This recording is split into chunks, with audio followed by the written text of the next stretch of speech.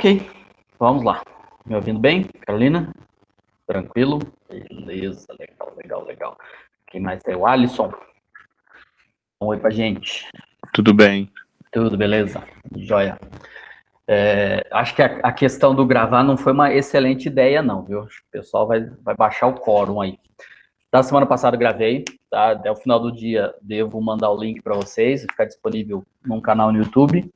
E não concluí antes porque, infelizmente, o áudio estava meio estranho. E aí foi conseguir ajustar para esse... Mas sabemos o erro, então para essa semana vai estar melhorzinho, tá? Então vamos conferir algumas informações aqui em relação à semana passada. Eu peço que vocês prestem bastante atenção no que foi atualizado de arquivos, tá? Então, nós temos naquela pasta que foi compartilhada, vocês devem estar visualizando agora. Então, nós tivemos arquivos que foram atualizados ali, então foi acrescentado este aqui, que vai dar base para um exercício que vocês vão começar hoje, tá? Ou que serão apresentados aí as informações hoje para que vocês possam fazer. Está ingressando o Diogo ali, tá? Então, foi inserido este arquivo aqui e também este aqui, de anemia falciforme, que também vai ser necessário para a segunda atividade que vai ser disponibilizada, tá? Então, tem duas novidades aí de arquivos compartilhados com vocês.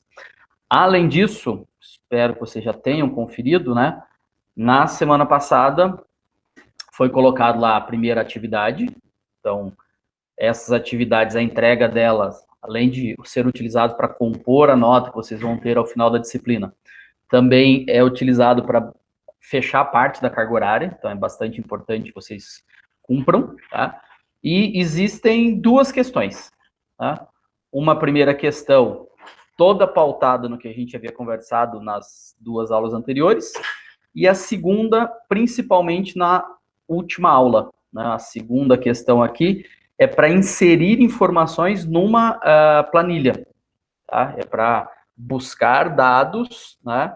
E inserir aqui numa planilha. Deixa eu ver se eu compartilho ela aqui também. Vamos ver se a gente já tem alguma coisa lá. Guia do Chrome. Vamos ver se nós temos já.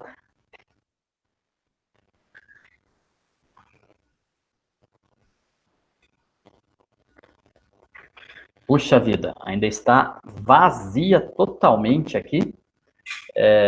Então, de hoje à próxima semana, vocês vão fazer o quê? Vocês vão buscar ali o nome de vocês. Então, vai carregar aqui as opções, né? Vamos ver. Então, você vai selecionar o seu nome, a data que você está inserindo a informação. Então, formato dia e mês, né? 2 dígitos para o dia, 2 dígitos para o mês. Na próxima coluna, para colocar o nome da proteína. Então, tem a orientação de como fazê-lo lá. Depois, categoria. Então, que tipo de proteína que é? Uma proteína estrutural? É um hormônio? É uma enzima? Enfim, a proteína de membrana? Buscar realmente o que é. O tamanho dela em número de aminoácidos, tá? O N.AA ali, então número de aminoácidos, uma proteína com 80, 180, 500, está lá a informação, é buscar, tá? A estrutura primária não são todos os aminoácidos, são só os 10 primeiros, então a relação de letras, né, que representam cada um dos aminoácidos. E o link de acesso rápido, então é colar ali o link para que a gente, se tiver curiosidade para ver aquela molécula, buscar, né, usar aquele link para associar. Onde é que está o cuidado maior aqui ao responder isso? Tá? Eu troquei a janela. Troca aí para vocês também? A janela do Chrome que eu estou compartilhando. Ou continua na tabela? Não trocou, professor. Não trocou, tá bom. Então deixa eu encerrar o compartilhamento e compartilhar de novo.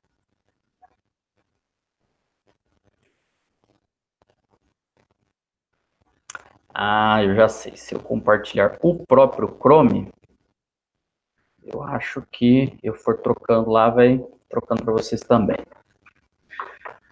Então, atenção especial aqui para o seguinte, ó. O que é esse segundo exercício? É construir uma tabela contendo 5 exemplos de proteínas. Em continuidade ao que está aqui, ó. Então, tem aqui, nome de uma proteína, vou corrigir, ela é maltase glucaminase, tá? Então, é a enzima que a gente conhece genericamente como maltase. Então, ela é uma hidrolase, ela é uma enzima, ela tem 870 aminoácidos na sua estrutura, e os 10 primeiros são esse aqui, ó, S, A, E, C, P, assim por diante, tá? O primeiro é serina, alanina e assim por diante. E o link de acesso rápido, então, se a gente clicar aqui neste link, nós vamos abrir. Acho que agora trocou aí a tela para vocês. Confira. Alguém confirma para mim? Trocou, né? Agora trocou. Ok, então já descobri como agilizar isso também. Então aqui está, ó. Quem é aquela proteína? Então a maltase glucoamilase é esta molécula que está abrindo aqui, tá? Temos aqui a estrutura primária dela, beleza? Ela é gigante, né? Uma molécula muito grande. E os 10 primeiros estão aqui, tá? Ok? Então vamos trocar de novo. Então voltando lá, o que vocês vão fazer? Então vocês vão construir uma tabela de vocês, que vai fazer parte desse arquivo que vocês vão compartilhar ali, né? Que vocês vão salvar no próprio Drive, tá? Então vai ter uma pasta ali, né, informar exercício 1 aqui, então você faz o upload do arquivo para aquela pasta. Então vocês vão colocar 5 nomes, então 5 proteínas, categoria delas, tamanho, estrutura primária e os links, tá? No item B, é para acrescentar 2 exemplos à tabela que a gente vai estar construindo coletivamente. A tabela que a gente está construindo coletivamente é esta aqui agora, que deve ter trocado aí para vocês também, onde vocês vão selecionar o nome de vocês, então, a data que vocês estão inserindo essa informação, o nome dessa proteína, categoria, tamanho, igual está lá na tabela que vocês estão fazendo. O único detalhe aqui é que cada um de vocês vai inserir 2 exemplos aqui e nesta tabela online, os exemplos não poderão ser repetidos. Então, vocês vão inserir 2, tá? Mas primeiro vocês vão olhar o que já foi inserido ali. Se aqueles 2 que você resolveu inserir já estão ali, você vai buscar outros 2, tá? E assim, então, nós vamos compondo uma tabela maior, né? Cada um de vocês vai colocar 2 exemplos. Então, nós vamos ter ali uns 20 exemplos diferentes de proteínas, tá? Com essas informações destacadas. Ok? Então, são 2 exercícios, né? São 2 atividades ali, aliás, é uma atividade com 2 exercícios, 2 questionamentos, para que seja concluído até a próxima segunda-feira. Então, está no início do arquivo a entrega, tá? Então, 5/10, tem que ser feito o upload deste arquivo aqui na pasta que vai estar ali indicado, assim, quase a prova de erro, né? Então, assim, carregar o arquivo do exercício 1 aqui vai ser provavelmente algo assim o nome dessa pasta, tá? Então, não vamos errar, tá? E aí, estavam os slides que a gente já tinha utilizado, então era esse arquivo, e para quem ingressou agora na sequência, eu falei que nesta pasta a gente tem 2 novos arquivos, tá? Um que eu vou compartilhar daqui a pouquinho, tá? E um outro que vai servir de apoio para uma das atividades que serão propostas hoje. Beleza? Tá aí? Tranquilo? Alguma dúvida? Os encaminhamentos? Não? Então vamos passar a nossa conversa de hoje. Vamos fazer, né, as conexões com o que a gente estava conversando. Deixa eu mudar aqui o que eu estou apresentando.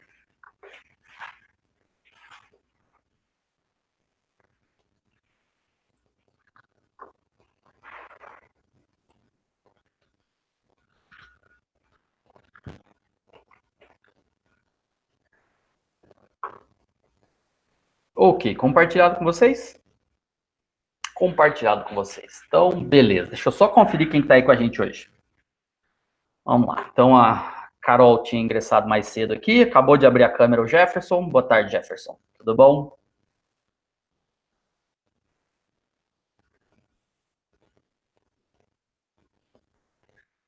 Jefferson tá mudo. Espera aí, mano, boa tarde. Boa tarde, senhores. Tudo bom? Tudo legal, beleza. Tem um Diogo, mas assim, eu acho que não é o Diogo, a gente vai precisar renomear. Quem que está aqui? Tá aqui a Adriele? Não. Tá como Diogo Martins. Tá no mudo também. Sou Elisandra, desculpa. A Elisandra, tá bom. Renomei aí. Adriele, tá nos ouvindo bem também? Tranquilo? Sim, tudo certo. Legal. Suelen, boa tarde. Beleza? Boa tarde. Legal, joia. Márcio, tudo certo aí? Tudo certo.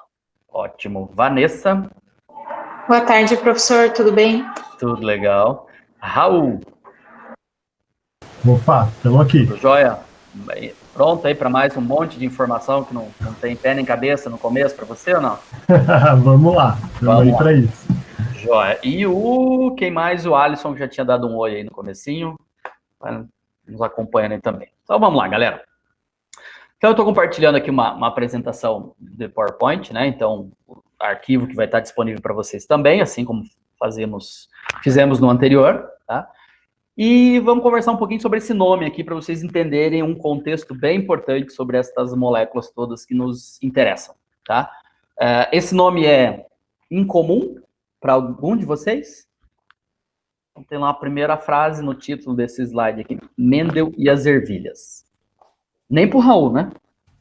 Nem para o Raul. Bem, então esse nome é um nome mundialmente famoso, independente da área que você tenha escolhido para sua formação superior, porque nós temos aqui daqueles nomes que foram determinantes para um conceito, para um momento da história, né? No caso aqui, história da ciência. Então, independente da área que você tenha escolhido ali, em algum momento você já ouviu sobre esta pessoa, né? Já ouviu sobre esse personagem. Então, o que nós vamos conversar um pouquinho sobre esse cidadão, tá? Então, vamos tentar identificar qual a relevância e o que isso trouxe para a gente aí de desafios dentro da ciência. Ok. Então, o Mendel, ele muitas vezes é descrito como o pai da genética. Né? Então, o criador, o cidadão que iniciou alguma coisa dentro da genética. E genética é o estudo de herança, né? Herança biológica, é a parte da ciência que se dedica a estudar os fenômenos que controlam a passagem de características de uma geração para outra. Definição tranquila para todo mundo? Pode ser assim? Beleza. Né? Então, é essa parte da ciência. E o que ele descreveu tem lugar no século XIX. Então, um personagem que viveu ali de abril de 1822 a janeiro de 1884. Tá? Então, faleceu aí com 60 e poucos anos de idade. Esse cidadão, com o sobrenome de batismo aqui de Johannes Mendel, né, ele ingressa numa ordem agostiniana em 1847 e aí passa a adotar o nome de Gregor Mendel. Né, acaba sendo acrescentado o nome Gregório, muitas vezes é traduzido no português, mas é o Gregor ali, Johannes Gregor Mendel. Ele nasceu na província aqui de nome quase impronunciável. Se vocês têm assim familiaridade com a língua, tá? Vocês fiquem à vontade em me dizer como se pronuncia isso, eu vou aceitar, simples assim, tá? Então, o nome da localidade é este aqui, hoje mudou, né? No século passado mudou de nome, para mim ficou bastante mais fácil, né? De pronunciar agora, não tenho a menor ideia de novo, tá? Mas é uma localidade no interior da República Tcheca, mas que no período do século XIX era o Império Austro-Húngaro. Né? Então, a República Tcheca é uma invenção muito posterior. Então, em 1847, no meio do absolutamente nada, né, uma comunidade rural, uma comunidade do interior do Império Austro-Húngaro, ele ingressou, então, numa ordem agostiniana. Então, temos aqui o papel de uma ordem religiosa nessa história. Então, como eu tinha falado, então a localidade aqui era Brum, algo assim, no Império Austro-Húngaro. Facilitou bastante depois, né? Tiraram aqui uma vogal do meio, colocou para o final e tal, na República Tcheca. Hoje, né, pensando aí num Google Street View, esta é a imagem de onde ele construiu tudo que a gente vai conversar aqui, que é esse complexo formado por essa grande catedral e estas construções aqui anexas, que hoje tem uma relação com a história muito forte, né, e não funciona exatamente como um complexo religioso, já vocês vão descobrir por quê. E claro, tudo isso aqui era num vilarejo no interior do Império Austro-Húngaro. Tá? Então, uma região bastante isolada de tudo o resto. Né? Todo o resto, vamos dizer, do aspecto de desenvolvimento cultural, econômico da Europa, era algo bastante isolado. Imaginem o que vocês conheçam hoje como interior de algum estado. Acho que dá para multiplicar isso várias vezes para a gente imaginar o quão isolado era isso no século XIX. Então, este cidadão, ele teve a oportunidade de ingressar nesta ordem, o que para o período era bastante interessante, porque era uma fonte de informação, era uma forma de ter uma vida um pouco menos sofrida, né? Ele vem de uma família de lavradores, de produtores ali de vegetais de pequeno porte, que a gente poderia chamar de hortaliças ou de vegetais arbustivos, de repente, e ele, ingressando nessa ordem religiosa, ele consegue ter uma vida menos sofrida, né? Não tão difícil como a que ele tinha. E em 1849, então 2 anos depois, ele consegue se tornar um instrutor adjunto nesta cidade aqui de, sei lá, ZNAIM, tá? Nesta cidade. E ele tinha, então, a responsabilidade de ajudar, de orientar ali a comunidade sob atendimento daquela ordem religiosa nos trabalhos, na organização, o que deu algum destaque para ele localmente. Então, assim, alguém que a gente poderia olhar e falar assim, puxa, vale a pena a gente investir, a gente pode contar com essa pessoa que vai nos trazer bons resultados. E nesse contexto, ele teve a oportunidade, então, de ir como um enviado desta organização religiosa para a Universidade de Viena, em 1850. O que é interessante aqui é o salto que a gente tem de importâncias. É como se você hoje, o que vocês conhecem de mais interior aí de, sei lá, alguém abre o microfone e fala assim, puxa, um negócio que eu duvido que vocês conheçam que tem no mapa. Vou fazer uma competição. Quem foi, Raul? Serafina Correia, no Rio Grande do Sul. Serafina Correia, no Rio Grande do Sul. Olha que legal. O Brejinho, no Ceará. Onde? Brejinho, no Ceará. Olha só, eu vou mandar uma do Ceará também, que eu conheci, fiquei um tempo lá. Croatá da Serra, olha só. Não Me Toque, do Rio Grande do Sul. Não Me Toque. Ah, esse já é quase famoso já, né, por causa da denominação. Perfeito. Então, imaginem o impacto que seria sair de qualquer uma dessas localidades e ir cursar algum treinamento, alguma faculdade na Universidade de São Paulo, em plena capital. Então, é desse tamanho de choque que a gente está falando. Então, ele sai lá do meio do nada, uma comunidade agrícola, isolada, e vai para Viena, que já era um centro cultural da época, um centro econômico, né? Uma universidade centenária, e toma essa pancada de realidade, vamos dizer assim. Então, de 1850 a 1854, ele fica na Universidade de Viena, recebendo instruções. E claro, no século XIX, não dá para imaginar que os cursos superiores, ou os cursos quaisquer de formação, tinham a estrutura que nós temos hoje. Então, não era faculdade disso, faculdade daquilo outro, nos moldes do que a gente conhece no nosso século, né? Ou mesmo no século XX. Então, ele ficou nesse período, e a parte mais curiosa ele acaba sendo conhecido depois pelo trabalho com ervilhas, com hereditariedade, mas ali não foi esse o foco das formações que ele recebeu em maior quantidade. Alguém dá um palpite aí? O que será que ele se interessou, recebia de instrução, de aulas, vamos pensar assim? era na área de exatas, principalmente matemática e física. Então, embora a gente conheça relacionado a trabalhos com ervilhas, com hereditariedade, nesse período da Universidade de Viena, não era isso exatamente que tinha como instruções ali, né, nas aulas, nos treinamentos.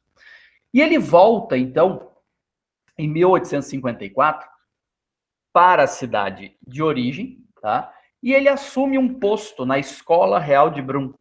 Ele era um instrutor, podemos dizer, tornou-se um professor. Tá? E no mosteiro, né, onde ele vivia, ele assumiu as funções de hortelão e jardineiro. O que é o hortelão? É o cidadão que vai ser responsável por produzir, por cuidar da produção de hortaliças que vai ser utilizado como alimento ali, que vai ser consumido no próprio local. Tá? Então, a gente tem aqui algumas imagens do período, tá? Uma imagem, né, uma fotografia dele, daquela abadia, né, daquela grande igreja, estruturas ao redor ali, e um pedacinho aqui, ó, que eram canteiros, onde ele trabalhava. E em 1857, ele inicia, então, os trabalhos experimentais que dão origem a essa conversa toda que a gente vai seguir. Então, percebam, é uma pessoa que vem de uma família rural, uma família com experiência no cultivo de plantas, passa ali a uma vida religiosa, mas uma vida religiosa com muito trabalho, tem a oportunidade de ter uma formação superior, uma formação mais técnica numa grande universidade do período, e volta ali e tem algumas atribuições, né? Então ele tem algumas responsabilidades. E em meio a essas atribuições, ele começa em 1857 um conjunto de testes, um conjunto de experimentos. Mas, puxa, por que será que ele começou isso aí? Há vários relatos, né, da biografia dele, de cartas que ele escrevia, de anotações dele, que no período em que ele estava na Universidade de Viena, ele teve a oportunidade de acesso a muitas revistas científicas. Puxa, quanto será esse muitas revistas científicas da época? Certamente não era nem uma dezena. Então, hoje tem milhares, milhões de títulos de revistas científicas, as revistas destinadas a áreas muito específicas ali. Mas no período ele teve acesso à leitura sobre muitos trabalhos experimentais. E alguns dos trabalhos experimentais que chamavam muito a atenção dele era justamente o trabalho de botânicos tentando explicar como que determinadas características que se apresentavam hereditárias naquelas plantas passavam de uma geração para outra, tentando descrever, explicar esse fenômeno. E ele achou aquilo, ou ele achava aquilo muito intrigante, muito interessante, mas ele percebia a ocorrência de falhas na análise daqueles experimentos. E o que lhe permitia perceber essa existência de falhas, mais do que a habilidade em tratar com plantas, né, de cuidar de plantas, era a formação que ele estava tendo nas áreas mais duras, né, nas áreas mais precisas ali, que era justamente a física e a matemática. Em especial, e aí se vocês se lembram da última vez que leram a respeito sobre o que se chamou genética mendeliana, talvez vocês se recordem que a genética mendeliana é essencialmente uma genética estatística. Vocês conseguem lembrar dos números relacionados? Aquilo é estatística. Então ele conseguia achar, ele conseguia identificar naqueles relatos sobre os experimentos problemas do ponto de vista de análise estatística. Então, não do ponto de vista de pegar a planta, fazer isso, fazer aquilo outro, mas como olhar para aqueles resultados e propor uma discussão em cima. Então, em 1857, ele se encheu de coragem, talvez, tinha algum tempo ocioso, vai ver, tinha uma pandemia nesse período, não podia sair também do mosteiro. Ele resolveu iniciar experimentos naquela sequência também, naquela ordem também, tá? E aí o pessoal da área de saúde aqui vai me ajudar um pouquinho. E aí talvez a gente vai ajudar muito aqui o Raul, vai ajudar muito quem não tem a formação da área de ciências biológicas, saúde. Gente, estudar hereditariedade, a gente pode estudar em qualquer coisa que esteja vivo, correto? Qualquer forma de vida, a gente pode estudar hereditariedade. Agora, a gente tem que partir de algumas premissas e temos que facilitar para o nosso lado. Então, eu gosto de fazer, assim, exemplos bem lúdicos e quase absurdos. Dá para estudar hereditariedade em baleia azul? Difícil. Difícil. Mas, muito provavelmente, dê para estudar. Agora, por que é difícil? Ajuda a gente, Jefferson. Bom, o primeiro tamanho é você controlar aquele bicho dentro de um oceano. Segundo, são animais de ciclo de vidas bem longos, né? Então, para você determinar uma certa característica, aí leva 2 anos só de parto, né? Perfeito. Então, também cria algumas dificuldades. Jóia. Então, olha as dificuldades para estudar. Certamente tem muitas características que poderiam ser interessantes serem elucidadas ali, mas nesse tipo de animal. Ah, mas aí é um exemplo ridículo que você deu. Exatamente, eu falei que gosto de começar assim com coisas realmente muito distantes para a gente enxergar o tamanho da dificuldade. Poxa, vamos estudar então, vamos reduzir um pouquinho o tamanho desse bicho, vamos passar para elefante, né? É menor que baleia azul. Fica mais acessível já, Jefferson?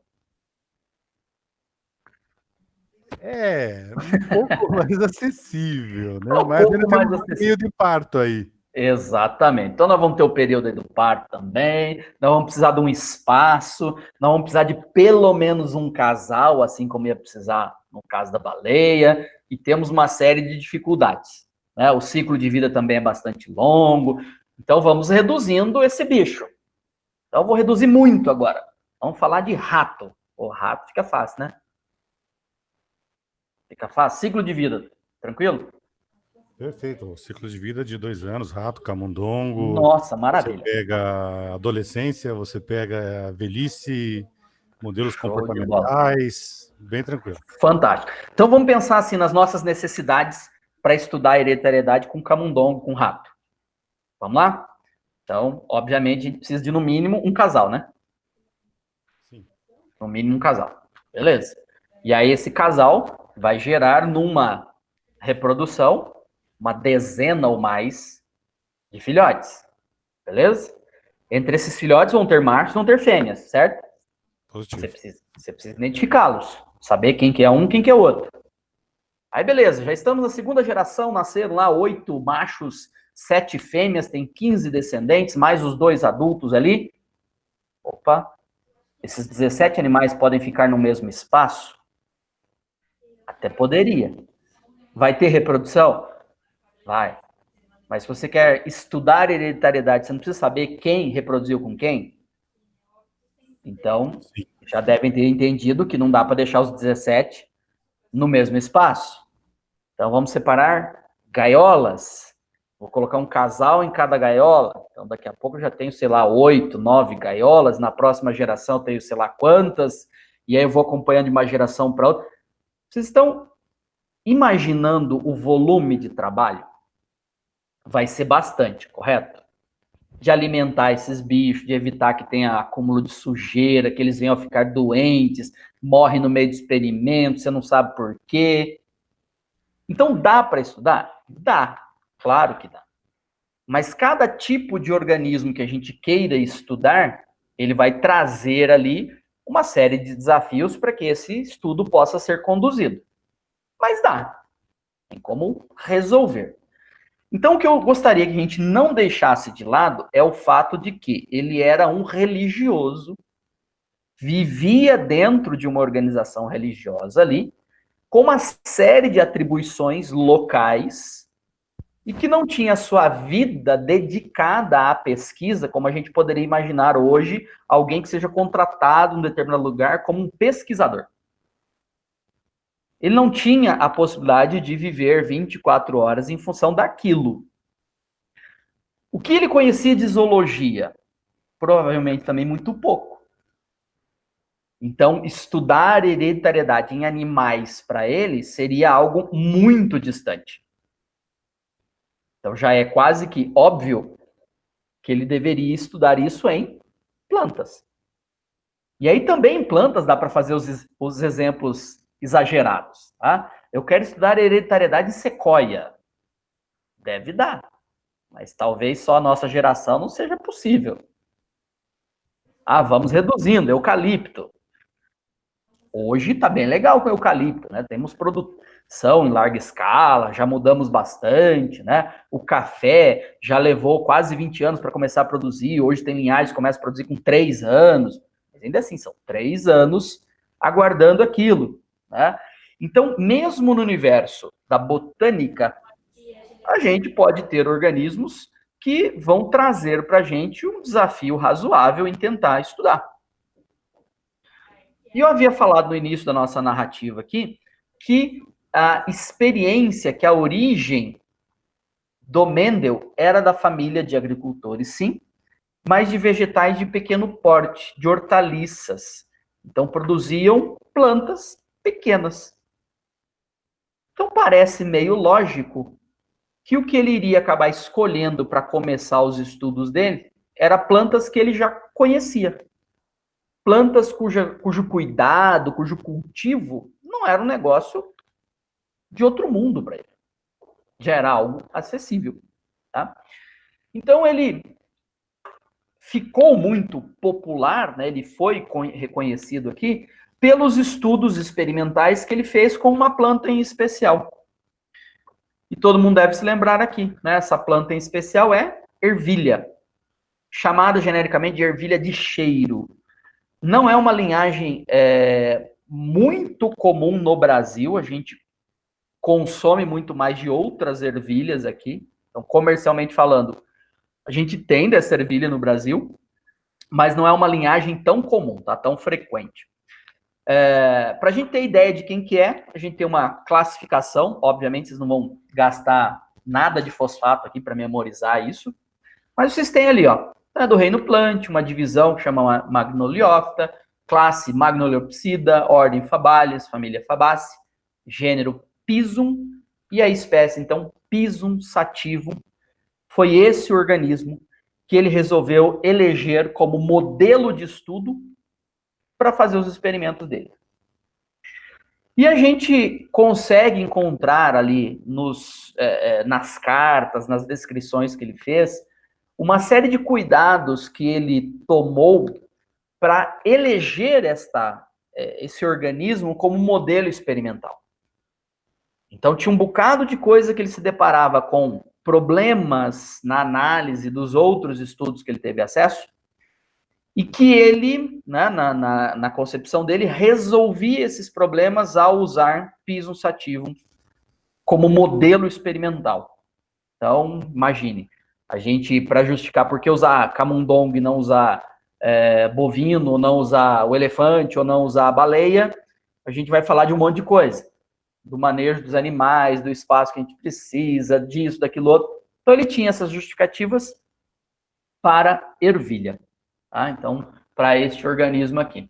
Então, antes de a gente passar para essas características, eu vou destacar algumas dessas justificativas. Dê uma olhada na foto que está ali. Então, elas estão, aparentemente, ocupando muito espaço. Será que um canteiro aí, de repente, uns 20 metros quadrados, a gente consegue cultivar? Parece que sim. Porque, sim, é uma planta de pequeno porte.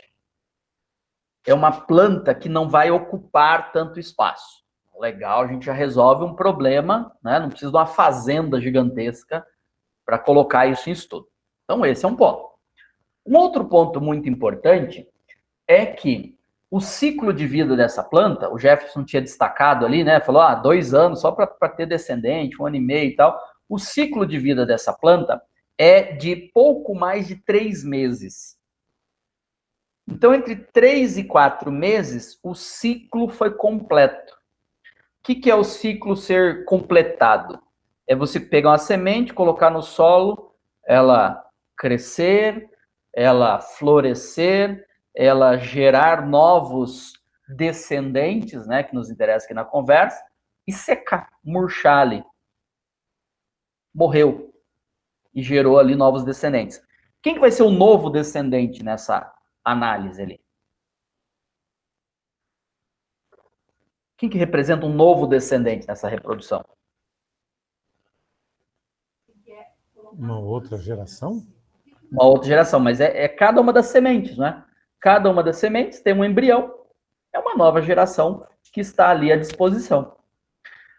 E até nisso é interessante, porque quando a gente olha para o fruto dessa planta, né, a vagem tem uma única semente?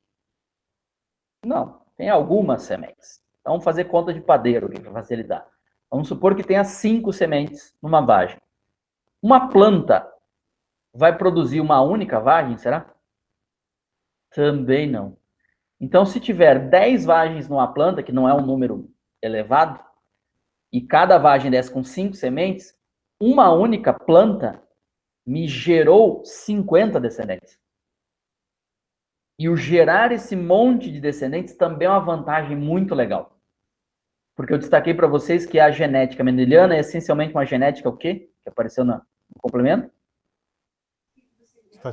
Estatística. E lá com os camundongos, ou pior ainda com o elefante, e certamente com a baleia azul, nós não teremos condições, muito provavelmente, de aplicar análises estatísticas com grande facilidade. Porque meu número amostral vai ser pequeno. Ah, mas com camundongo, com rato, dá para ter números amostrais grandes. Sim, dá. Mas aí vai ter todo aquele esforço de separar em muitos casais, e vou controlar ali as proles, vou continuar separando e tal. Dá. Mas para a gente ter 100 descendentes, não vai ser de um único casal. E se for a partir de um único casal, serão muitas gerações aí para a gente chegar em 100 descendentes. E com esse organismo, para eu ter 100 descendentes, muito provavelmente uma única planta pode me resultar isso. 2 plantas podem me resultar isso. Então, se eu tiver um canteiro com dezenas de plantas, eu certamente chegarei a milhares de descendentes. Então, para estudo estatístico, é muito legal. Agora, tem um ponto aqui que para a maioria das pessoas acaba não sendo tão óbvio, tá? Essas plantas estão na imagem aqui, uma do lado da outra. E eu tentei destacar para vocês aqui que no caso dos camundongos, a gente pode ter um desafio de saber quem se reproduziu com quem. Então, para isso, eu tenho que separar macho e fêmeas, né? Que eu vou marcar e tal, em espaços distintos, para eu saber quem está se reproduzindo. E no caso de plantas, todo mundo deve se lembrar que elas vão florescer e que o pólen de uma flor acaba indo para outra flor, polinizando por mecanismos diferentes. Tem com inseto, tem com pássaro, tem com morcego, e tem um muito comum que é com vento. Então, se estas plantas estão uma do ladinho da outra, como é que eu vou saber quem está se reproduzindo com quem? Algum palpite? Quem que lembra dessas aulas aqui? Por característica fenotípica? Ou como é que você pode colocar várias plantas em lugares diferentes? Ok, mas aqui elas estão uma do lado da outra. Tá. Não sei se tinha essa técnica de pegar o pólen e polinizar. Tinha. Uhum. Tá. Então, uma possibilidade, talvez. Tá, mas ó, a pergunta é, se elas estão uma do lado da outra, como é que eu sei quem está se reproduzindo com quem, se elas estão soltas lá? Imagina, bate vento de um lado para o outro, leva pólen. Entra uma abelha, sai, leva pólen. Como é que é o controle? Então aqui vem um detalhe interessante dessa família Fabaceae. Tá? Nesta família, as flores, elas têm as suas pétalas que ficam unidas e elas isolam ali dentro. Então fica mantido ali dentro, tanto o androceu, que é o conjunto de estruturas da parte masculina da flor, quanto o gineceu, que são as estruturas da parte feminina. Quer dizer que, se a gente deixar quietinha a flor lá, a polinização é sempre dela com ela mesma. É sempre uma autopolinização. A única forma de ter polinização cruzada é se, como está nessa foto aqui, o cidadão for lá abrir a pétala, rasgar, tirar ali o pólen, que o Jeff perguntou, já tinha essa técnica, e era a hibridação, tá? Já, viu, Jefferson? Então, é ir lá pegar os estames que tem o pólen e levar para outra flor. Então, eu posso deixar dezenas de plantas, uma ao lado da outra, que eu vou saber que a planta A se reproduziu com quem? Com ela mesma. A planta B, com ela mesma. A planta C, com ela mesma. E cada uma das plantas fez autopolinização.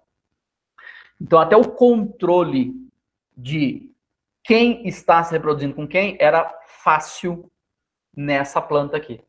Ah, mas uma hora que ele quisesse saber da planta A com a planta B, ele tinha que ir lá na planta A, lá na planta B, abrir as flores e trocar o pólen entre elas. Então, eu sei que foi a planta A com a planta B. Tá? Então, esse organismo, ele se mostrou um modelo experimental muito acessível para os recursos que ele tinha no momento. Então, para as condições que ele tinha no momento, esse organismo era perfeito. Então, atendia todas as demandas que ele poderia exibir naquele momento. Tá? Então, uma vez escolhido o organismo, a outra etapa muito importante é escolher o que eu vou estudar. Então, imagina, se fôssemos estudar a nós mesmos aqui, poderíamos ter interesse em muitas coisas diferentes. Desde coisas extremamente importantes até coisas fúteis que aparecem nos livros didáticos habitualmente, né?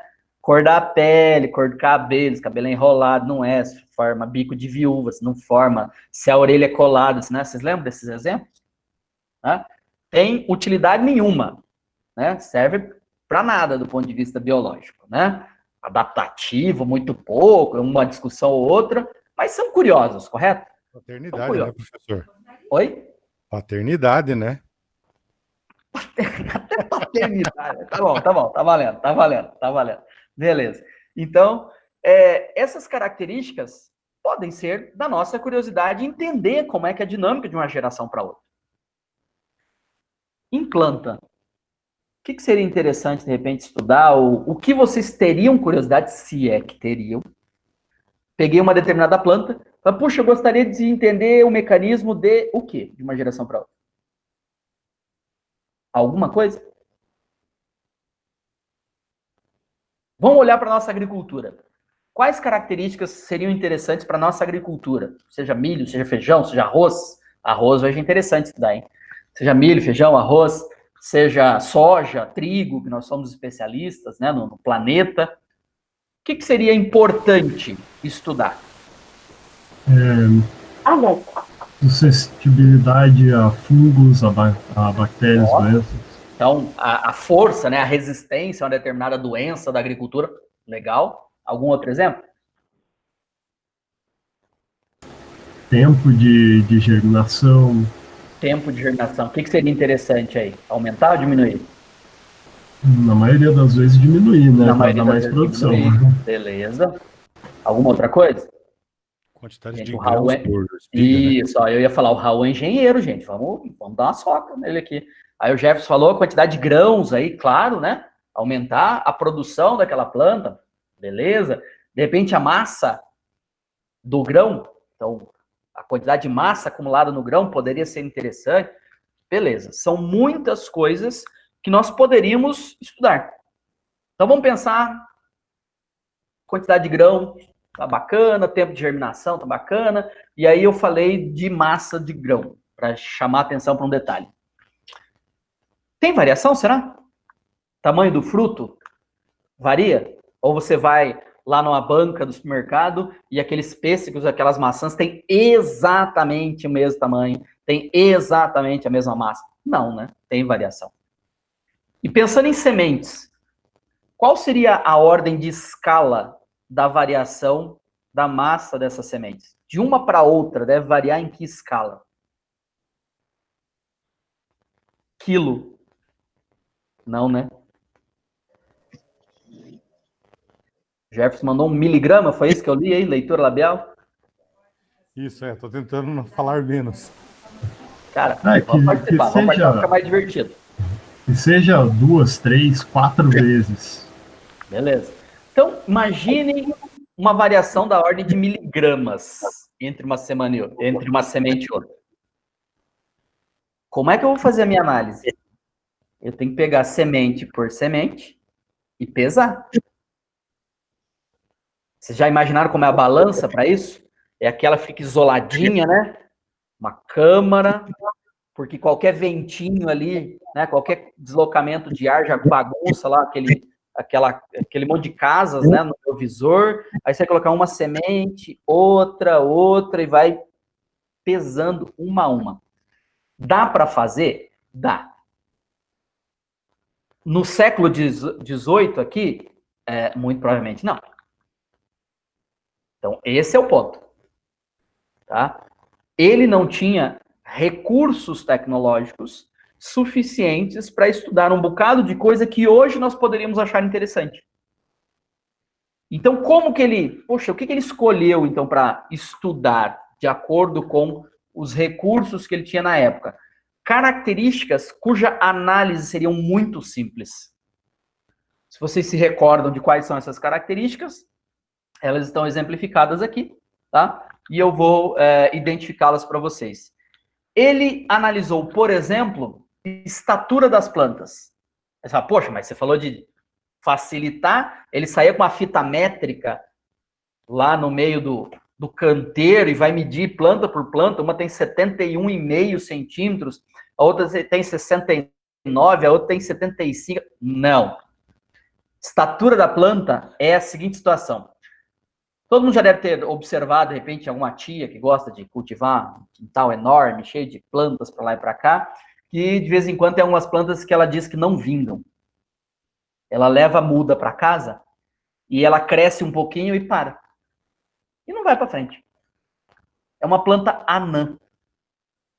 Então, a estatura da planta, muitas vezes aparece como plantas altas e plantas baixas, nas traduções. Mas o que é esse alto e baixo? Na realidade, é o desenvolvimento normal, tem uma estatura normal, que vai ter variação também, claro, e plantas anãs, plantas que têm um crescimento bastante comprometido. Então, não se preocupem que era facílimo analisar isso no canteiro. Você vai passeando pelo canteiro e contando quantas plantas tem. Aí eu tenho uma normal, opa, essa aqui é anã. Uma normal, essa é anã. Essa é anã. Pronto, tá feita a análise. Outra forma, outra característica bem simples de ser analisado também. Nessa parte do meio aqui, ó, que eu tô com o cursor nesse momento, nessa parte no meio é a posição das flores. Como assim? A flor pode estar na extremidade do caule, na extremidade dos ramos, ou ela pode estar ao longo dos ramos. O que foi chamado de flores terminais ou axiais. Então, terminais, ela está na extremidade do ramo, ou axial, ela está ao longo do eixo, tá? Ao longo do ramo. Então, também é algo muito simples de ser analisado. Esse do canto inferior esquerdo aqui, ó, que são as vagens infladas, ou ela com esses sulcos.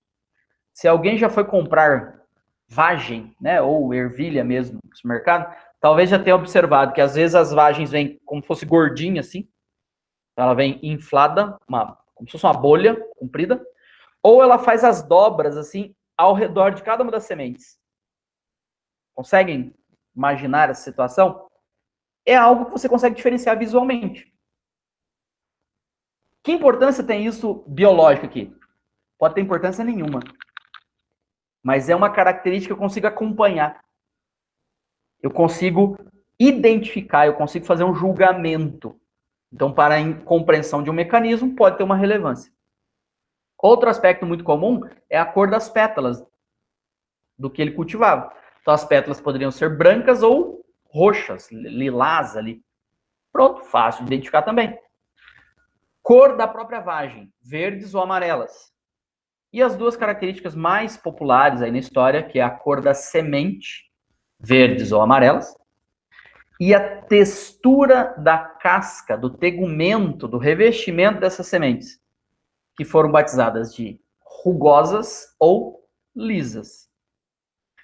Então, foram 7 características que ele escolheu para estudar como essas características eram herdadas de uma geração para outra.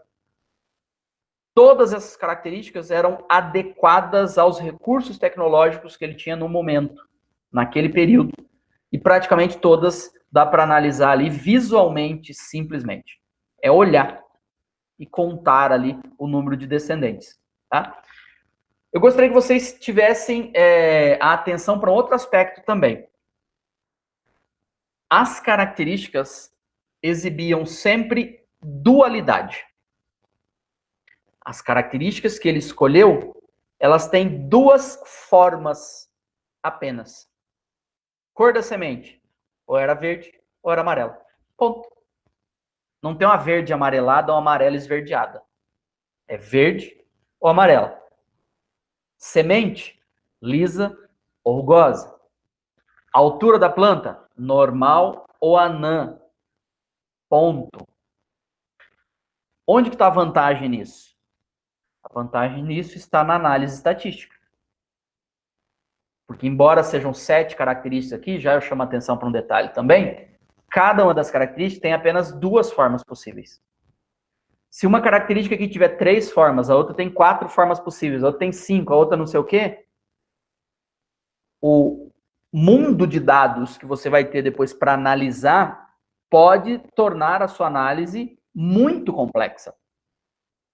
Eu não estou dizendo que é inviável, mas a análise pode ser tão complexa que você não dê conta de encontrar ali um mecanismo, encontrar algum padrão. E era isso que ele achava de problema nos trabalhos que ele teve acesso. Eram muitos dados, eram coisas complicadas de analisar, eram coisas que não faziam sentido à luz da estatística. Então, modelo de estudo com piso sativo e essas características desta maneira tornaram a análise muito mais acessível estatisticamente, então, para os recursos que ele tinha ali no período. Tá? Aqui só destacando, então, né, o ciclo de vida aqui, né, então, desde a semente até ter novamente uma planta formando novos descendentes, e um detalhe sobre as pétalas aqui, que ficam unidas, talvez alguém já reparou no caminho, assim, alguma estrada, quando tem uma plantação de soja, tá? As flores do soja têm essa mesma característica.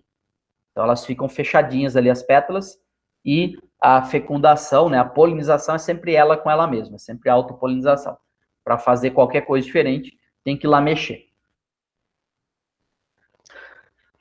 Então, só exemplificando 2 das características, tá? Então, a menos que você seja daltônico, então a gente sabe, Mendel não era, tá? Você não vai ter dificuldades em julgar se estas sementes aqui do lado direito são amarelas ou verdes, ponto. E mesmo que você seja daltônico, para essa característica aqui à esquerda, não tem a menor chance de você errar ali no julgamento do que é uma semente do tipo lisa e o que é uma semente do tipo rugosa. Ó. Então, estas... Deixa eu ver a minha caneta aqui. Opa. Tá alergiando aqui agora. Vocês conseguem ver aqui entre... vocês veem meu cursor pensando aqui, é isso? Ou nem isso? Tá. Então, bem junto do número 8 aqui, ou melhor, do 9, ó. Tá bem evidente. Bem junto do 9, nessa régua, a semente que tem ali tem uns sulcos, tem umas regiõezinhas afundadas. Então, isso é uma semente do tipo rugosa. Quando a casca não tem essas protuberâncias, não tem esses sulcos, é uma semente do tipo lisa. Então, é isso o liso ou rugoso. Tá? Então, todas características muito simples de serem analisadas. Agora veio a caneta. Ó. Então, aqui, ó, essas coisinhas aqui marcam o fato da semente ser rugosa. E essa aqui, ó, um exemplo de semente que é lisa. Então, não tem um meio termo. Ah, mas essa está mais rugosa que a outra. Não interessa, está mais, está menos. Ou ela é, ou ela não é. Tá? O mesmo em relação aqui, né? A gente tem essas sementes aqui. A direita, que são amarelas, e a esquerda, que são verdes. Como é a análise? Eu saio contando. Eu tenho tantas desse jeito, tantas deste outro jeito. Ok? Com relação às cores das flores também, tá? Então, ó, duas características, né, distintas, tá? 2 formas para coloração bem diferentes. Voltamos aqui. E aí, então, ele fez isso durante um determinado período, né? E ele teve a oportunidade de ser integrante de grupos que discutiam experimentos. Então, tem essas imagens aqui. E ele foi convidado a fazer parte de algumas dessas sociedades que se reuniam e discutiam sobre os avanços científicos da época. Tá? Então, ele fazia parte da Sociedade dos Naturalistas, a partir de 1861. E o que acontecia nessas sociedades? Muitos dos integrantes ali tinham oportunidade de descrever o que estavam fazendo. Marcavam sessões lá e ele ia explicar o que ele estava fazendo, que resultado ele havia obtido. Aqui a gente tem alguns instrumentos, né, que ele tinha à sua disposição à época, e um quadro aqui com números de resultados que ele obteve nestes experimentos. Então, nós vamos destacar alguns deles só. Então, na primeira linha, né, ele está falando aqui do fenótipo, né, da característica que tinha lá no que ele estava cruzando, são os parentais. O resultado na primeira geração, resultado na segunda geração. Então, para a primeira característica, entre sementes lisas e sementes enrugadas, né, rugosas aqui.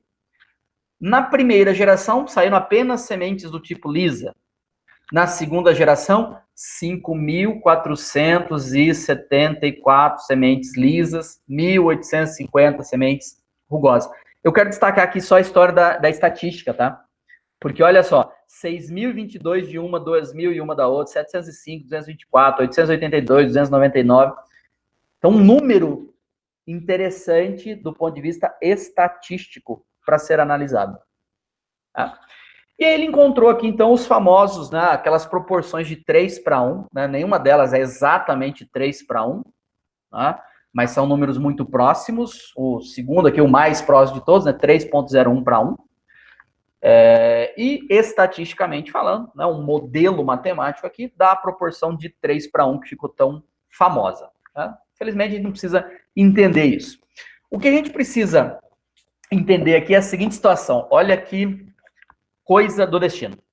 Em 1865, então, ele teve a oportunidade de ser a vez dele de descrever o que ele havia encontrado, então. Então, em 1865, ele teve a oportunidade de apresentar os dados do seu experimento. Tá ele aqui, ó, bonitão, no meio daquele monte de pesquisadores, de cientistas ali. Tá?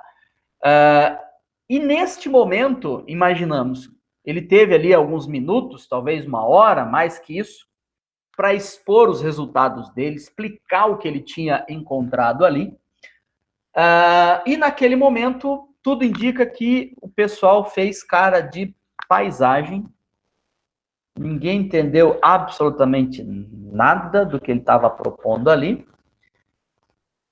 E parece que foi uma das experiências mais frustrantes da história aqui da ciência, foi esse compartilhar esses dados dos experimentos dele com ervilha para aquela comunidade. Nada fez sentido com coisa alguma. Perdido.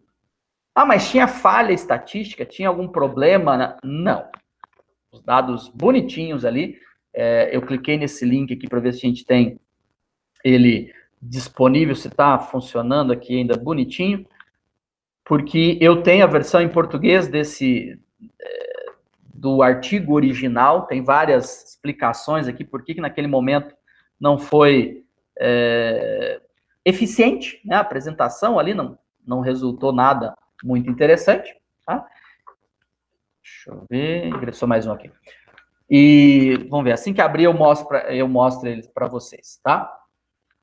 E em 1870, né, para quem acha que ele ficou vencido nessa história, né, em 1870 ele teve uma nova oportunidade. Ele teve a oportunidade de mostrar os resultados dele com experimentos com outra planta, Hieracium. Para quem não conhece por esse nome, tá, deve conhecer como dente de leão, tá? Então, ele fez experimentos também com uma planta quase idêntica aos dentes de leões que a gente tem no Brasil. E os resultados nesse trabalho aqui foram ainda mais confusos que o anterior com ervilha. Então, puxa vida. Gastou anos ali trabalhando, apresentou um conjunto de dados e o negócio não foi compreendido. A coisa não foi compreendida. A gente pode ficar tranquilo, porque ele não deve ter entrado em desespero por isso. Ele sempre esteve envolvido com muita coisa diferente. E, ao mesmo tempo que ele fazia os estudos lá com Pison Sativon, depois, mais tarde, com Hierácio, ele se envolvia com tudo isso aqui, tá? Com filosofia, com física, com geologia, zoologia. Ele era presidente, ele fundou essa associação de apicultores, ele se interessava por botânica, paleontologia, matemática, meteorologia. Tem relatos, né, tem anotações dele durante 40 anos ali das atividades pluviométricas, sobre o tempo da região. Era abade e depois acabou sendo vice-diretor e diretor do Banco de Empréstimos da Morávia. Então ninguém precisa ficar com dozinha, tá? Porque embora ele não tenha sido compreendido ali nos anos 60 do século XIX, aparentemente isso não afetou em nada, tá? Bem, questionamentos podem surgir aqui e agora a gente junta com o restante que a gente tinha visto até agora. Quando é que ele se torna pai, então, desse negócio? Quando é que as conclusões dele, vocês devem se lembrar de ter ouvido lá como primeira e segunda lei de Mendel, tá? Ele só se torna importante na história da ciência a partir de 1900. Se alguém lembra de números que apareceram antes, ele faleceu nos anos 80 do século XIX. Então, ele só se torna importante para a ciência na virada para o século XX. Qual o contexto? Esses três figuras aqui, Hugo de Vries, Carl Cohens e Erich von Tschermak, eles estavam... O Hugo de Vries já era uma personalidade da ciência, tá? Os outros dois eram ilustres desconhecidos, tá? Mas o Hugo de Vries já era uma personalidade importante. Adivinha o que eles estavam estudando na virada do século? Eles estavam estudando hereditariedade. Estudando hereditariedade em quê? Em planta.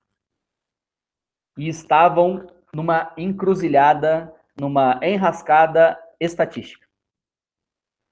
E nesse período, começava a se tornar mais frequente você produzir ciência, mas você buscar nos famosos artigos científicos. Todo mundo já fez a famosa revisão bibliográfica? Já fizeram? Para delinear um projeto, etc. e tal. Isso não era algo tão comum nesse período. E não era tão comum porque, principalmente, a gente não conseguia chegar nas informações. Muitas das informações eram compartilhadas por cartas. E essas cartas iam de navio, de trem, né? Enfim, navio, quando tinha que ir de um continente para o outro, de trem. Gente, era muito difícil conseguir informação. Não tinha o Google, né? Hoje você consegue fazer uma revisão em poucos minutos ali, tem aplicativos, softwares dedicados a isso e tal. Você consegue buscar facilmente. Então, nesse período era muito difícil. Então, esses três, isoladamente, estudando hereditariedade com diferentes organismos vegetais, estavam no mesmo tipo de encruzilhada, né, de enrascada estatística. E adivinha o que eles encontraram?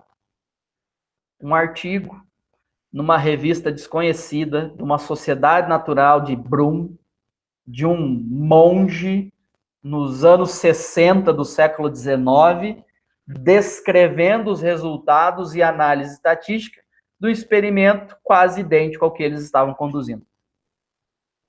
E nesse momento, os três, isoladamente, olharam para os seus dados próprios, olharam para a análise que estava naquele artigo e falaram: tá aí a resposta. Era isso que eu estava tentando descrever. A gente pode até imaginar que, historicamente, se um ou outro aqui tivesse encontrado isso sozinho, até poderia ter se apropriado do negócio, falar, não, isso é meu, eu que desenvolvi, eu que descrevi, e a gente poderia ter décadas, né? Ou até hoje, de repente, ninguém tem encontrado os trabalhos do Mendel. Mas como foi simultâneo, né, e essa prática estava se tornando mais comum, os três acabaram, então, atribuindo aquelas deduções, aquela análise ali, ao artigo, ao trabalho que tinha sido feito pelo monge, então, praticamente 40 anos antes, né? 35 anos antes que eles. Tá? Então, a partir de 1900, surge um interesse mais global ainda é difícil de falar, né, mas mais disseminado na comunidade científica, pelo tema hereditariedade. E os trabalhos do Mendel ressurgem, no sentido de que, olha, esse cara já tinha descrito isso lá há 30 e tantos anos atrás, e explica esses padrões. E nesse caso, né, eu brinquei aqui, né, coloquei o papai, né, graças a esses três. E nesse caso, várias áreas da ciência começam a corroborar com o que o Mendel havia descrito. Um exemplo. Em 1902, esse cidadão chamado Walter Sutton, ele estudava células de processos infecciosos, ele era, portanto, algo altamente focado em saúde, né? Então era um médico patologista aqui, desculpa, havia fugido o nome. Ele estudava células do pus, né? Então glóbulos brancos aí, ele retirava de ataduras nos hospitais, então ele pegava as ataduras que cobriam os ferimentos e isolava daquelas ataduras as células ali para estudar, principalmente a divisão celular. Vocês identificaram essa imagem aí? Isso nós estamos diante de uma fase, né, de uma das etapas da divisão celular. E ele, ao observar isso em células, então, ele propôs que o que o Mendel chamava de fator e que seria passar de uma geração para outra, que ele tinha que estar naquelas estruturas ali que aparentemente estavam sendo separadas. Ele faz uma ligação entre aquilo que o Mendel identificou em ervilhas e que tinha um padrão matemático com um fenômeno biológico que estava sendo observado. E um detalhezinho importantíssimo. Isso traz uma relevância maior ainda quando a gente tira lá da ervilha essa informação e aplica na gente. Então, eram células retiradas de enfermos, de pessoas que tinham ferimento, de pessoas que estavam em tratamento. Então, aquilo que havia sido identificado em ervilha poderia ter aplicação para a gente. Todos vocês concordam que quando esse link é feito, a importância do assunto, ela se multiplica muitas vezes? Então, quando a gente consegue estabelecer uma importância no nosso organismo, e se for do ponto de vista de saúde, então, a relevância disso fica muito maior. Então, a gente começa a ter um acúmulo de trabalhos, de pesquisadores, de cientistas se interessando pelo tema. Então, por exemplo, 1902, Walter Sutton. Também em 1902, esse outro médico fisiologista chamado Archibald Garreau, ele descreve para a doença chamada de alcaptonúria, talvez os enfermeiros aqui saibam exatamente do que se trata, né? Ele descreve para uma família com alcaptonúria aquele padrão de herança igualzinho ao que o Mendel descrevia para a cor de ervilha. Fala, opa, olha só. Então não é só se a ervilha é assim ou assado que passa de uma geração para outra. Essa patologia, essa doença tem esse mesmo padrão. Então começa a ter muita importância aquele assunto, porque não é só mais em ervilha. Ao final dessa primeira década do século passado, a quantidade de pesquisadores discutindo isso já era tão grande que se organizavam seminários em universidades importantes para tratar do tema. E dois expoentes da ciência aqui, William Johansen e William Bateson aqui, eram grandes defensores dessa discussão.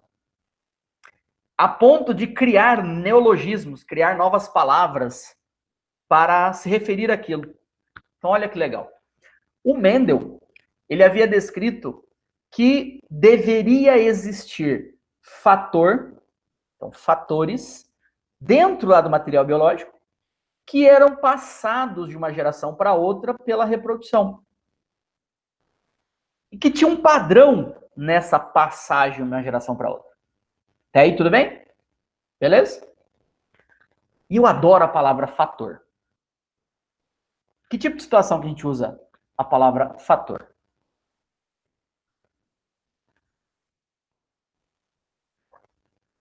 Lembram de algum fator aí?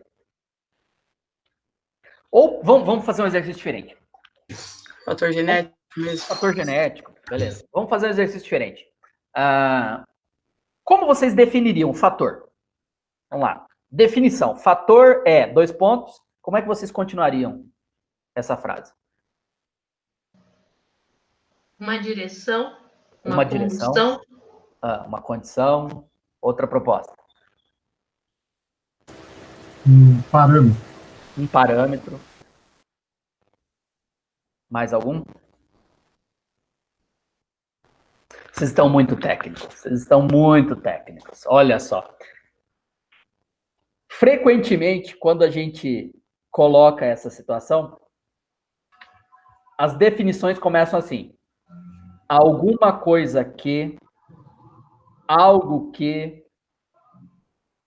Vocês aceitariam uma definição assim? Fator é alguma coisa que, e aí explica um processo. Alguma coisa que influencia.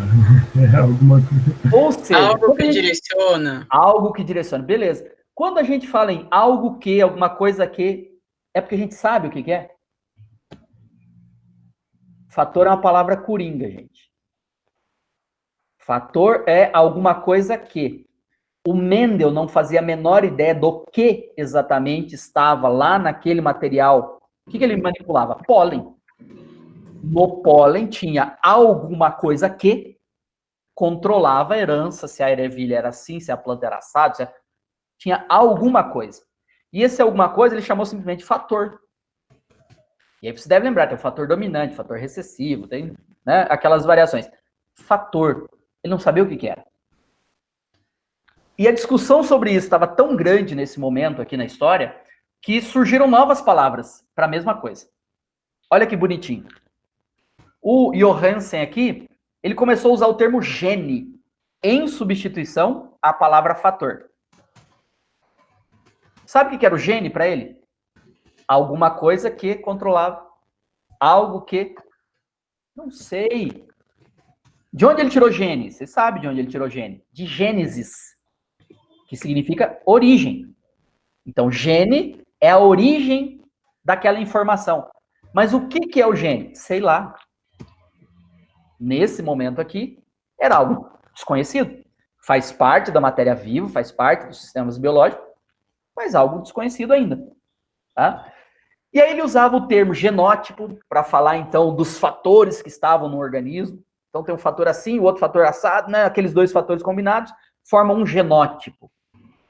Beleza, mas quem que era o gene? Sei lá.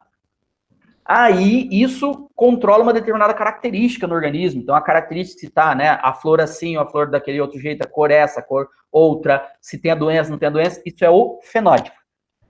Esses termos começaram a se popularizar antes mesmo de a gente saber o que era. E o Bateson aqui, então o senhor à direita, ele resolveu dar nome para essa nova área da ciência que estava se formando, que estava atraindo tantos cientistas. E ele começou a usar o termo genética para se referenciar a esse estudo de características. Então, podemos dizer que, formalmente, genética, enquanto ciência, surgiu aqui em 1909, tem pouco mais de um século. Mas as bases, por que o Mendel é tão importante? O Mendel é tão importante porque é o trabalho dele que deu velocidade a tudo isso. Porque é ele que conseguiu demonstrar que existiam princípios matemáticos, estatísticos, que controlavam isso. E dali para frente, né, a partir dos anos 1900, começou uma corrida. Olha o trabalho desse cara. O Thomas Hunt Morgan, em 1911, ele conseguiu demonstrar experimentalmente que os genes, ou que os fatores mendelianos, eles tinham que estar em estruturas... Deixa um áudio aqui. Esses fatores mendelianos, ou os genes, eles tinham que estar em estruturas que foram batizadas de cromossomos. Como que ele demonstrou isso? Fazendo experimentos com Drosophila melanogaster, que é essa mosca das frutas. Se um de vocês, de repente, não conhece, é só esquecer uma penca de banana na fruteira umas 2 semanas que vocês vão conhecer, tá? Aquele mosquitinho minúsculo que é atraído ali é Drosophila, pelo menos é o gênero Drosophila, né? Pode não ser a melanogaster, mas é o gênero Drosophila.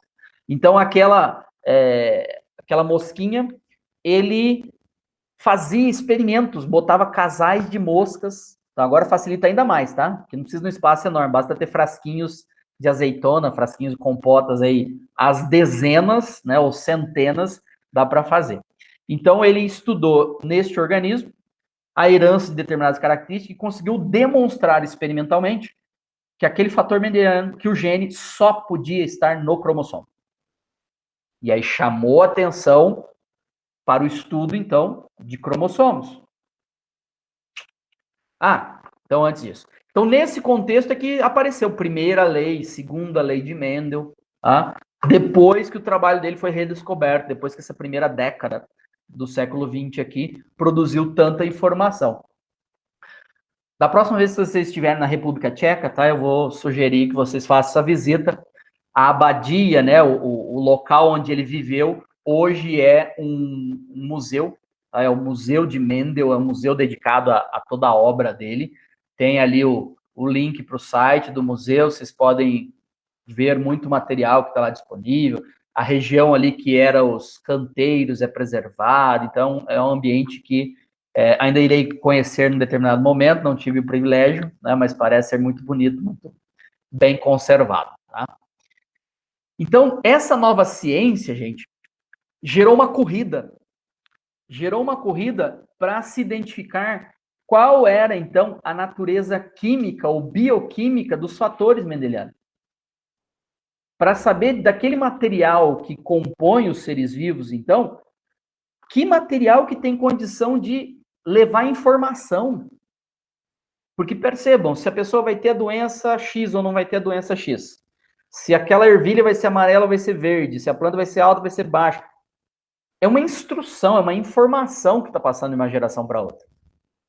Então, algo do que compõe a matéria viva tem essa habilidade de guardar uma informação, de levar uma informação. Então, surgiu uma corrida no sentido de descobrir o que era até essa expressão aqui, gente. Hoje a gente usa com trivialidade, mas quando ela foi cunhada também, ela não significa nada. Ou ela não tem nada específico. Material genético. Parem para pensar um pouquinho agora sobre essa expressão. Eu estou afirmando o quê? De novo, alguma coisa que tem a gênese, que tem a origem, mas a expressão em si não me remete a nada específico. Mas surgiu, então, a corrida, há um século atrás, em tentar se entender, então, o que era isso, né? Que material que tinha essa possibilidade, tá? Então, alguns descobriram, né, ou voltaram aqui a uns trabalhos desse bioquímico, Mischer, que trabalhou, olha que coisa interessante, no mesmo período que o Mendel. E ele trabalhava com componentes químicos dos seres vivos. E ele usou um termo aqui de nucleína para se referenciar ao que estava no núcleo da célula. E isso ficou perdido. Por que ficou perdido? Porque ele concluiu lá que esse núcleo da célula tinha proteína e algo que ele chamou de maneira bem genérica, de novo, de ácido nucleico.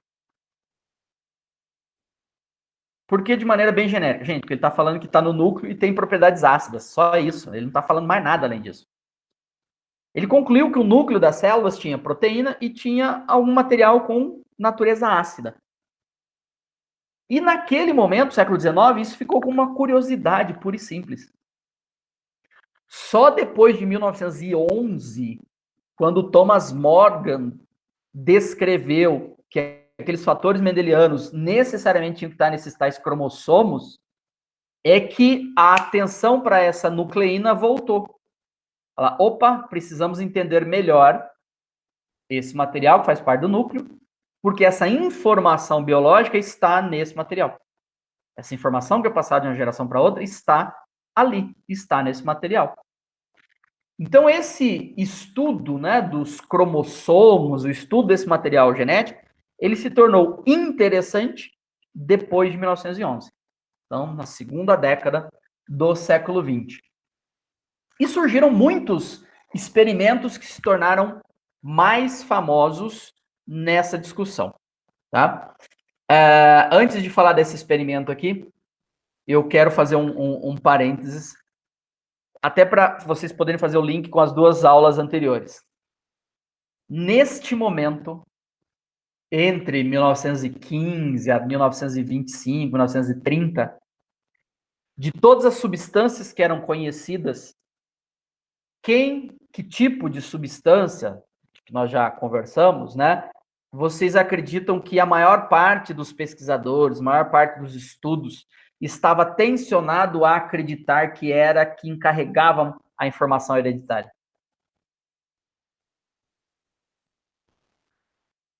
Proteína? Bingo. Tudo levava a crer que quem carregava a informação hereditária eram proteínas. Por quê?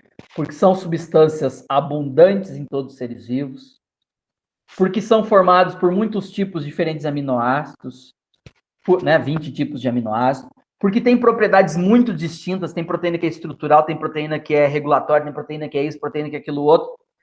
A diversidade que ia se descobrindo sobre proteínas era tão grande que tudo levava a crer que quem tinha capacidade de carregar a informação hereditária eram proteínas. Tá? Então, alguns experimentos nesse início do século passado se tornaram bastante importantes, aparecem em todo quanto é material de biologia molecular, que permitiram, então, algumas elucidações. Um dos experimentos sempre listados é do Frederick Griffith, de 1928, com essa bactéria, chamada Streptococcus pneumoniae, que é uma das bactérias, então, causadoras da pneumonia. Tá?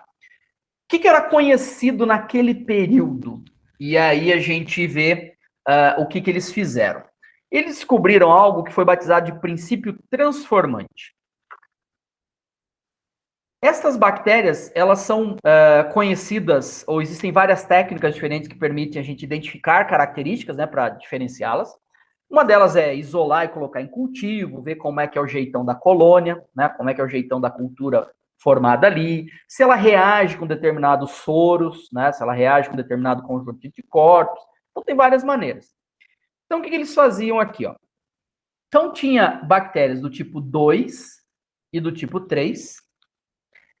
As do tipo 2 tinham bactérias que formavam uma cultura do tipo enrugada, cheia de dobrinhas na placa, e outras que não, que tinham aqui uma colônia que ficava com aspecto brilhante. Tá? Para outra aula eu trago fotos disso aqui, para ficar mais claro para todo mundo, caso faça muito tempo que fez aula de microbiologia ou não fez. Né?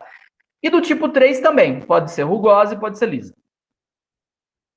As colônias dessa 2R são de tamanho pequeno, enquanto essas de 2S são grandes. E na tipo 3 também, do 3R são pequenas, 3S são grandes. Tem uma variação da cápsula e tem uma variação da capacidade dessas bactérias gerarem, desenvolverem, né, no seu hospedeiro a pneumonia. Então, o A virulento não é capaz, né, e o virulento é capaz, tá? Quando a gente faz a reação com soro, né, então tem aglutinação, né, nesse tipo aqui. Se usa o soro tipo 2S, tem aglutinação dessa aqui, claro, né?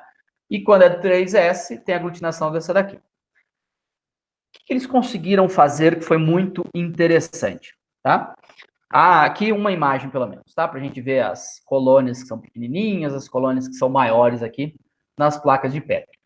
Então, eles faziam o seguinte.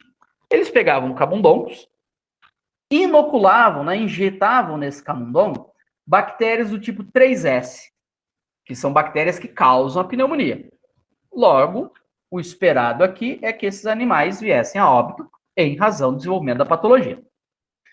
A partir destes... e se fizesse com a 2R, então, né, como controle, então injeta essa 2R aqui em animais, e eles continuam vivos, não desenvolvem a doença. Então, estou controlando aqui, estou comparando, né, esse meu experimento.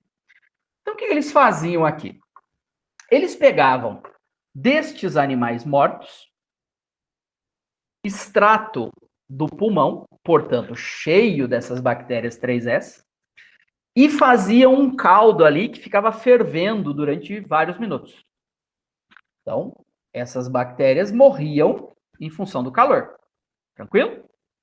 Então, se eu pegar esse caldo que ficou fervendo muito tempo e colocar nestes camundongos, esses camundongos não desenvolvem a patologia, continuam vivinhos da Silva, porque aquelas bactérias estão mortas. Olha a coisa estranha agora. A coisa estranha é que se a gente pegar Dessas bactérias 2R aqui, vivas, mas que não causam patologia, e misturarmos com extrato, né, com um material retirado desses camundongos, que tinham recebido essas bactérias 3S, mas que estavam mortas por causa do aquecimento, e a gente aqui, então, fizesse, né, uma mistura disso, então, de bactérias 2R e 3S aqui, inoculasse num novo camundongo, estes camundongos morriam em razão de tuberculose. Mas como assim? A gente tinha uma bactéria 2R que não causava patologia. A outra que estava morta. E quando eu misturo, eu ressuscito aquelas bactérias? Então, não ressuscita aquelas bactérias. Mas aqui descobriu-se um fenômeno bastante curioso. Aquelas bactérias 2R, naquela solução com as outras que estavam mortas, elas conseguem absorver, e aí me permitam chamar de algum material, absorver algum material daquela solução e se modificar. É isso que a gente está falando de transformação. Elas se transformam de um tipo no outro. Elas se modificam, elas adquirem uma habilidade que elas não possuíam. Poxa, mas aí não estamos falando exatamente de reprodução e tal, mas demonstra um mecanismo muito interessante que pode ser observado nesses procariontes aqui, nessas bactérias, e que deram muita luz aqui a etapas posteriores do estudo, tá? Então, identificaram aqui essa habilidade de transformar um tipo de bactéria no outro. Esse estudo serviu de base para um outro estudo. Vamos passar aqui, ó. Com o mesmo micro-organismo, que foi fundamental para essa discussão. Me permitam só dar um overview aqui desse, né? A gente está em cima do horário ali, mas para a gente poder fechar um raciocínio, tá? E aí a gente dá a sequência na próxima semana a partir daqui. Olha só, o que foi feito por esse outro grupo anos depois, tá? 14, 16 anos depois, praticamente, tá? A publicação. Nesse estudo, de novo com Streptococcus pneumoniae, foi feito uso, de novo, do mesmo desenho experimental. O mesmo desenho experimental. Tá? E aí, o que foi feito? Olha só, essa história vocês já estão associando. A 3S, que é virulento, causa morte. A 2R, que não é virulenta, não causa morte. Se pegar com a morte e aquecimento, tentar inocular lá, não vai causar morte, tá? Aí a gente pega o extrato E. Agora a gente faz o seguinte. Nesse momento, já se tinha uma informação, ou já tinha um volume de informações interessantes sobre enzimas. Essa modalidade especial de proteínas, tá? E aí o que eles fizeram foi o seguinte, ó.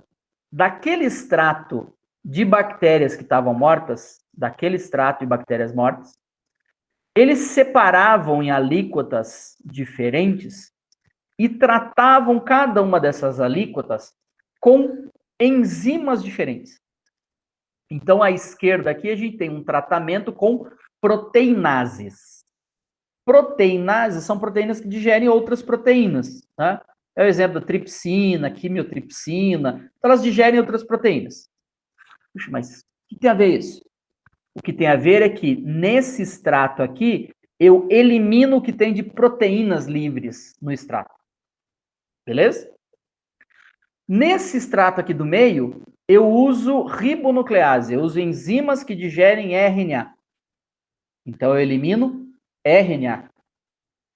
E nesse terceiro aqui, eu uso deoxirribonuclease, enzimas que digerem DNA. A gente poderia chamar aqui no meio também de RNase, genericamente, e DNase, genericamente. Então, eu vou fazer a pergunta assim para vocês. Ó. Pensando nesses três, proteína, DNA e RNA. Nesta solução à esquerda aqui, quais destes três estão preservados na solução?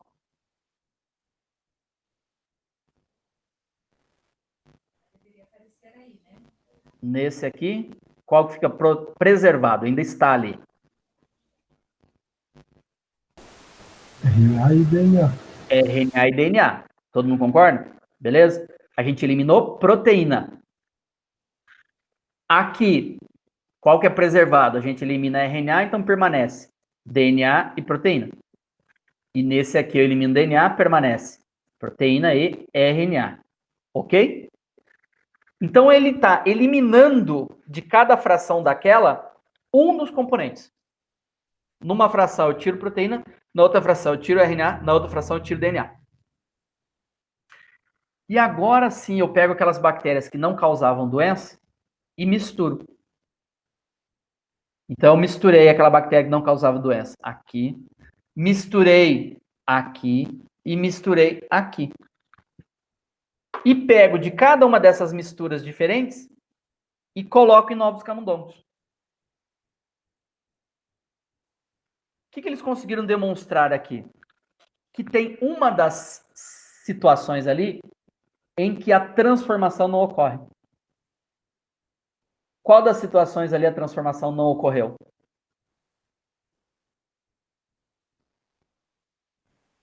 Onde não tem DNA. Quando foi eliminado DNA da solução. Então, se eu eliminei proteína, isso não mudou nada da habilidade daquela solução em causar transformação. Quando elimina RNA, também não mudou nada da habilidade daquela solução em causar transformação. Quando eliminei DNA, aquela habilidade de causar transformação foi perdida. Então, o que existe naquelas bactérias do tipo 3S lá, que causam doença, e que estava sendo aproveitado pelas bactérias 2R para se transformar, era o DNA. Então, o DNA de um tipo de bactéria podia ser utilizado pela outra, e isso trazia informação nova para ela. Isso trazia orientação, isso trazia instruções, habilidades novas. Ela adquiria habilidades. Esse trabalho, gente, é de um cuidado de desenho experimental, de etapas fantástico, tá? Maravilhoso. Infelizmente, não foi tão convincente quando publicado aqui. E embora tenha essa beleza toda, tá? Que vocês poderão buscar aí mais informações no futuro, ainda a defesa em relação a ser proteína, o material genético, ainda era muito grande. Tá? Próxima semana eu pretendo destacar algumas coisinhas. Quando é que a gente concluiu que, puxa, não era proteína? Somente em 1952, com o trabalho dessa duplinha simpática aqui, né? Percebam o quanto é fit trabalhar em laboratórios dedicado à pesquisa, tá? Dê uma olhada aqui na estirpe do Alfred Hershey aqui, devia pesar 58 quilos no máximo, tá? Então, é um negócio fantástico aqui trabalhar com ciência. Só em 1952, com a publicação desse trabalho aqui, é que a discussão entre se era proteína, se era DNA, se era RNA, foi encerrada, e a gente tem esse DNA, né, conhecido até hoje como o material genético. Tá? Mas, então, o olhar sobre esse experimento aqui, a gente vai utilizar na semana que vem, tá? Hoje eu vou disponibilizar mais um outro exercício aqui, aí vocês vão usar parte do que foi conversado hoje, parte do que a gente vai conversar ainda na próxima semana. Eu queria que vocês destacassem um ponto, de novo aqui, o que apareceu de novidade, o que foi importante recapitular hoje aqui. E na nossa programação, a gente precisa agora entender por que o DNA que foi concluído com material genético, olha para a estrutura deles, e aí a gente vem para as aplicações. Então, as técnicas que foram desenvolvidas e de que maneira isso é utilizado por aí. Vamos lá? Carol, a primeira a ingressar hoje.